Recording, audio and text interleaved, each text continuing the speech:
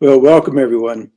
I'm Phil DeVol. I wrote or co-authored Bridges Out of Poverty and the Getting Ahead series.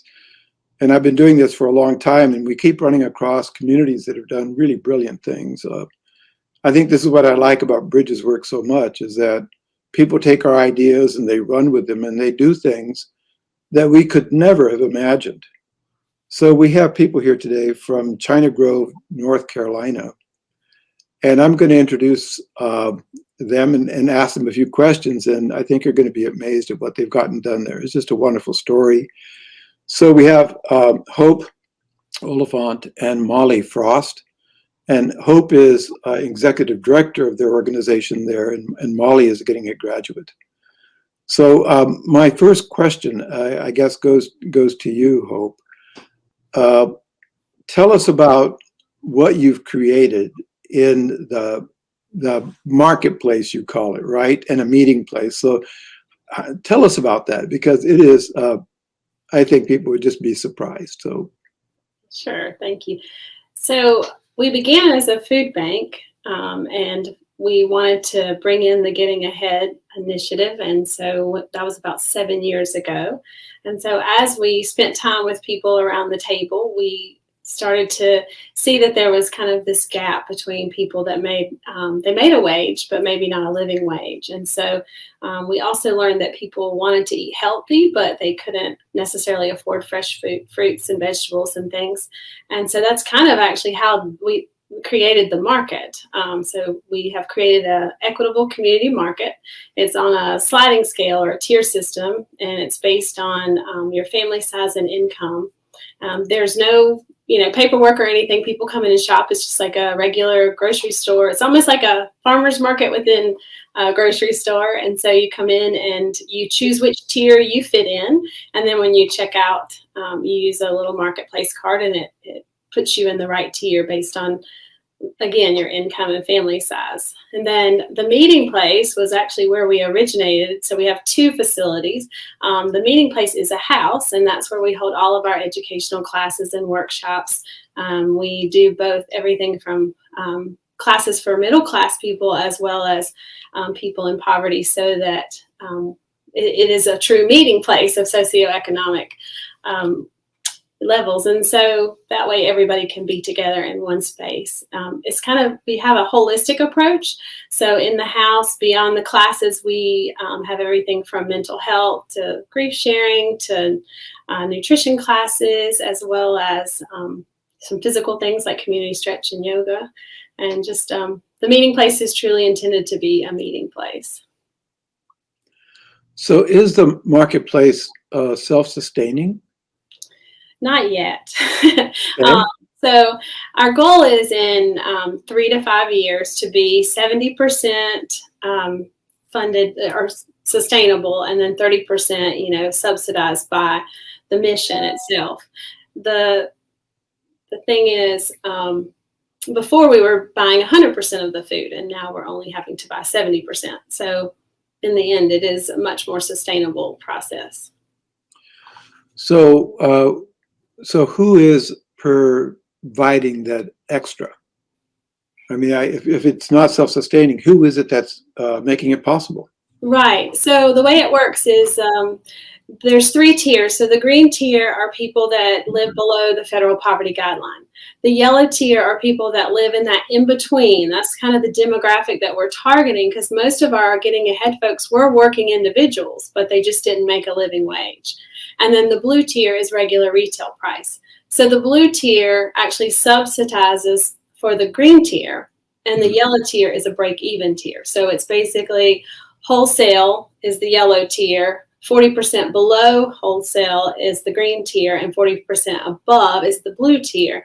And currently, we had a grand opening in March, but we did a 3-month pilot. And right now, 50% of our shoppers are in the blue tier and 50% are in the green and yellow tier. So right now with food, not payroll, we're breaking even with food.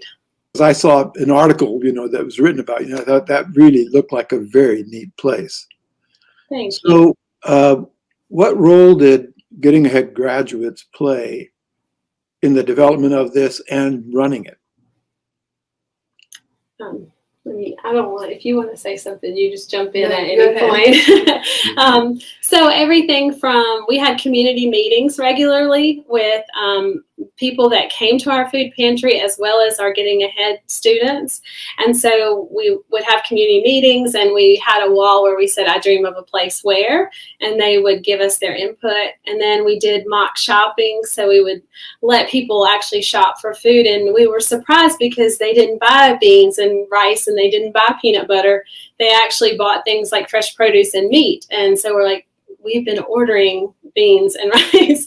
And so it's actually being a better steward with what we're given, because we're purchasing what people really want to have, and or what they need and can't afford with their EBT or maybe on their budget. Well, what I like about the marketplace the most, though, is that so often when you're in poverty, there's like shame attached to getting handouts. You feel it's like a pressure that you feel, and an unspoken pressure that you feel. So I think I love the fact that this vision that Hope has had has come to fruition, because it takes away that shame, and I can actually pay for, I feel like I'm actually providing for my family. So who staffs it? Who's working it?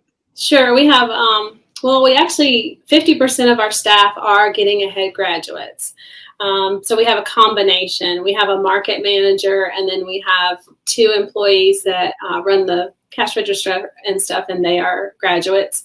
I didn't mention this, but in the back of our market, we have a hydroponic garden. So it's a 400 square foot hydroponic garden that grows our greens, our lettuces, and that also helps us to subsidize and to be more sustainable ourselves. But one of our graduates, actually, he studied horticulture in Mexico, and we found out, and so he grows all of our lettuce in the back. And we take it to farmers markets as well as sell it in our market. And we're in several restaurants. We're in the local college with our lettuce, and so all of that again allows us to buy foods that are healthy, and everything from grass-fed beef to fresh greens. Did I answer that question? Yeah, you did. I'm just really amazed about the reach of this. The idea that the college is using it too, and those kind of things, right? So you must be pretty highly regarded in the community, your marketplace and meeting place. Well, it's funny because I think 7 years ago we were kind of like the stepchild because they didn't want, we were on Main Street, right? And they didn't want us on Main Street because we were showcasing that our town had poverty. But now the way it is, like Molly said, where there's, dignity for everyone to shop and everybody comes in just like any other store, it kind of took that stigma away. But I mean, I can't take credit for this. Honestly, this all stemmed from Getting Ahead graduates, because I would not have known kind of what it was like to live in the Gap. I wouldn't have known just kind of the need for jobs and affordable housing. And we're working in all of those areas, and that's only because of the graduates. Right. So this touches everything, right? When you start talking about eating and food and those kind of things, and it just goes on, just like you were saying, into income and how much money do you make and where do you live and all of that. So Molly, what's your role been in this?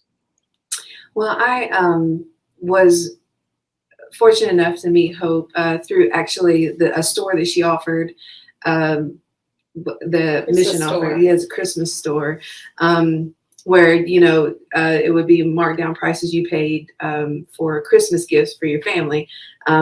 And I was living in that gap that I worked in a doctor's office, and I made a wage, but it was too much. Like, I think I made like 50 cents too much an hour to get any federal help. And then just not enough to meet the needs of my family. So I met Hope, and then she offered this class, and I was like, sure, it's that sounds great. Whatever I can do to get ahead in life. So I attended, and I loved it. I thought it was a fantastic class. I really enjoyed it. I enjoyed like talking to others that were kind of in the same situation that I was in, and it was a break away from like the regular life and the pressures of life and things like that. So, and then I've just watched it evolve, and I don't know. Yeah. I guess I watched it evolve, and then also with her new classes, Getting Ahead While Getting Out. My boyfriend's actually involved in that. So it just goes to show you the relationships that you form throughout this time. Just work together and flow well. Yeah. And Molly is the one that put to life the things that you learn in Getting Ahead. She's now an RN and is making a living wage now. And so she's really great to give back. She shops our market sometimes, and like she said, her boyfriend has been a real asset to us in the Getting Ahead While Getting Out program. Yeah. So is he a facilitator for that? He is. He's getting trained this month, actually. Is that right? Yes. Well, we'll have to know his name. We'll give him a hard time. Well, it's funny because United Way interviewed him, and so I asked Molly to do this, and I said, "You can't be the only one that's famous, you know."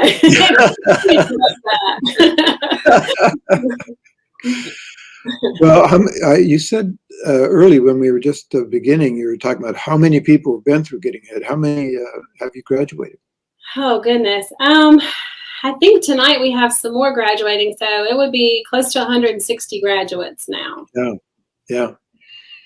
So do you think that all of this is having an impact on your community as a whole? Oh, absolutely. Yes. But it's so much bigger than the individual. When I started, I remember when I went to Bridges training, I thought, I'm going for the people that I love here in our community. And I realized over time that it's so much bigger than just the individual person, that it's about community development and changing the systems that keep people in that, poverty cycle. And so I feel like what our graduates are doing, they're giving us the tools and the information that we need to make the systems work for people that are trying to move forward in their lives.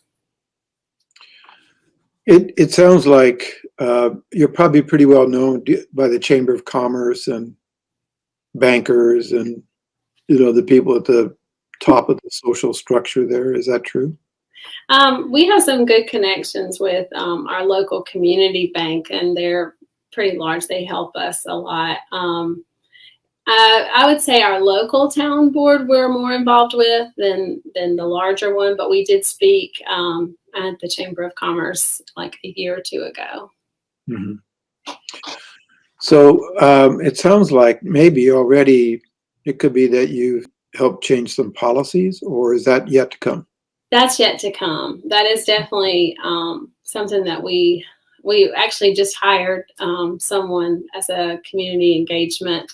And I think that is going to be her role to kind of help us move in that direction with policies and things. I think the last 7 years have been us kind of building up enough leaders from within that could then go and do those things. But I will say, one of my proudest moments was I went to our local town hall meeting. They were raising the taxes, and one of my graduates I didn't know was there, and she spoke up against and explained why. So I thought that was pretty huge, that someone that at one time didn't feel like they had a voice at all was speaking out to our local town hall with that. But as far as changing policies and things like in a larger way, we're hoping that our new staff member will kind of help us move in that direction. Well, it seems to be sort of a natural pattern, because as you've said several times, it's the people who are in poverty that know what's really happening. And then when, quote, we middle class people start designing things, they can always tell us how wrong it is, right? Yes. And then you can self-correct and, make something that really works. So it sounds to me like, well, you've been saying it, that you listen, and I think that people have a voice in everything that you're doing. Fair to Yeah, say. absolutely. I think that's the thing that is the core of our organization, is that every decision that we make is based on the needs of those in the class at the time, and also the needs of those in our community. So we also believe proximity is important, and so the majority of our staff lives here locally as well, so that we're facing the same life situations that those that we serve are as well. Mm-hmm. Well, what have I not asked? What do you want to make sure that people know? And we're talking about people in other Bridges communities, because I think they'll be fascinated by what you've done.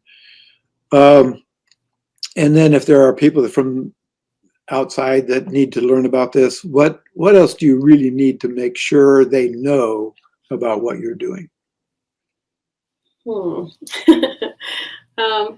I really think it's about the individual community. So everyone's going to look different. But I think the way to really make long-term impact is to involve the ones that you're seeking to serve, because, like you said, they have the answers, and they're great problem solvers. And so when you spend time and you build relationships with people, the answers are there, and they'll help you to find them. I think that's a big thing. But like I said, every community looks different. And so for us, we were a mill town that, when the mill closed, we lost living wage jobs, we lost affordable housing. So I think it's to look at your community and say, what is it that we're missing? And so we're trying to bring back those things. We hope to have a hydroponic manufacturing plant one day that brings in jobs again. And we hope to have some mixed income housing in the next year or so. And so imagine someone coming into the market and shopping for food at a lower price that they can afford, getting invited into the Getting Ahead program. Then from the Getting Ahead program, when they graduate, they have an opportunity for a job, either part-time in the market or full-time in our plant. And then one day having some affordable housing. So it's kind of, changing the community in a way that allows people to not just continue to come and receive food, but to really kind of buy their own food, provide for themselves. Sure. Well, I would imagine that other food banks are paying attention to what you're doing. I think so. We've had several come and tour. Okay. We really would love to, continue to help others and train and consult as needed. Yeah, I think food banks are wonderful operations. I mean, if anybody knows logistics, it's food banks, right? They're well connected and know how to run things. But if they got to hear your story, it could change some of the methodology in a food bank, don't you think? Yes. That's your dream, is it? What's that? That's your dream? Yes, definitely. One-way charity doesn't really create change. And so, Okay. Is that your line? One-way? Yeah, I guess, yes. All right. I feel okay, like. put quotes around that. Do what? Put quotes around that. Did I say it a lot? I'm sorry. Yeah. One-way charity, that's a really good line. Yeah. Well, Molly, what would you like to add? What should I have asked you? I guess what I walk away with is that I just keep doing it. I love to support this type of thing, and I think it's important to like with the classes and stuff. You learn how to you learn the hidden rules, and you learn all these resources, and so to be able to put it back into the community and back into the marketplace and things like that, the vision that just keeps growing is definitely a benefit, and it makes me feel good to be able to give back now. Now you are an RN, you right? Is that right? Yeah. Mm-hmm. So, not to put you on the spot, but have you seen our book called Bridges to Health and Healthcare? No, I haven't actually. I didn't know they had one. That's cool. Well, imagine that. So I think people in healthcare need to know this stuff too. Yeah, absolutely. My daughter is a nurse practitioner, Mm. and she's a Bridges trainer, and she trained people in the hospital that she was working in. That's Where really you go, cool. Molly? Yeah. Think about that. And you get that book and look for a mental model that Sarah and I did together. So when you get your hands on it, go, where is that mental model? And take a look at that. So, I definitely will. you know how we are about mental models, right? All right. Well, listen, it's been so much fun talking to you guys. I think people will love hearing this, and look out for a whole lot of more people coming at your door and teach us what you're doing. Thank you so much. So thanks so much, you guys. Thank Bye you. bye. Thanks. Bye.